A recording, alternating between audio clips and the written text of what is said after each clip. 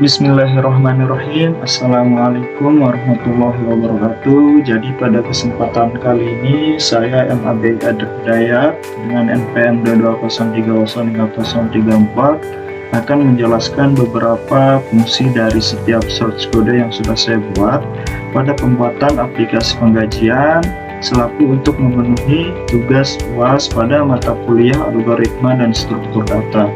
Dan langsung saja, yaitu pertama H1. Jadi H1 ini hanya diberlakukan atau digunakan untuk pembuatan judul saja. Dan untuk label ini, ini sebagai kolom atau garis pembatas untuk membatasi nama karyawan, nomor kepegawaian, dan seterusnya. Dan untuk input ini sendiri, input bertipe teks ini untuk nama karyawan yang digunakan untuk mengidentifikasi kolom input dan atribut, dan recurrent ini untuk menandakan bahwa kolom ini harus diisi.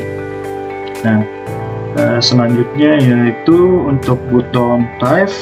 Jadi button type ini digunakan untuk memanggil fungsi JavaScript yang sudah kita buat untuk penambahan karyawan ketika tombol itu kita tekan.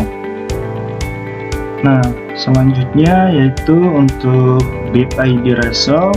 Ini adalah elemen dengan atribut ID yang kita atur sebagai result, dan bib ini digunakan untuk menampilkan total gaji untuk setiap karyawan.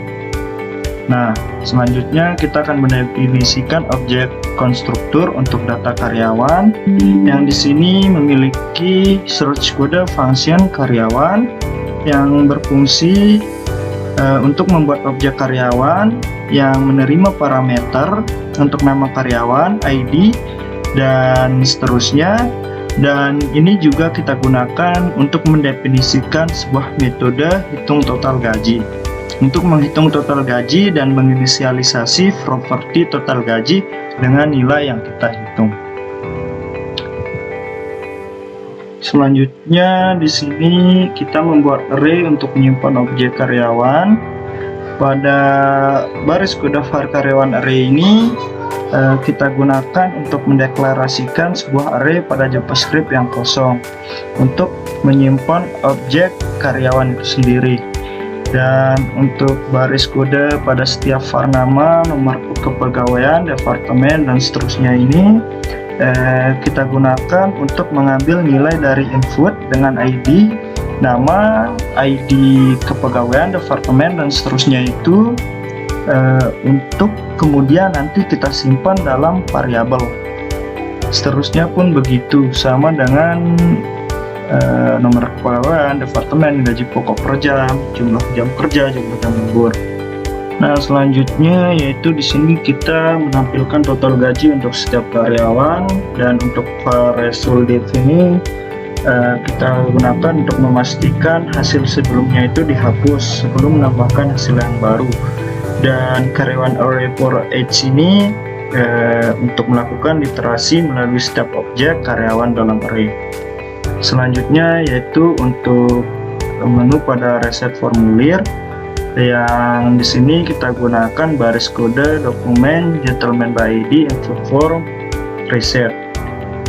Jadi ini berfungsi untuk mengambil nilai dari kolom input ya, untuk membuat objek karyawan baru untuk menambahkan ke dalam karyawan array, dan menampilkan total gaji untuk setiap karyawan dalam elemen HTML, div, dan ID result.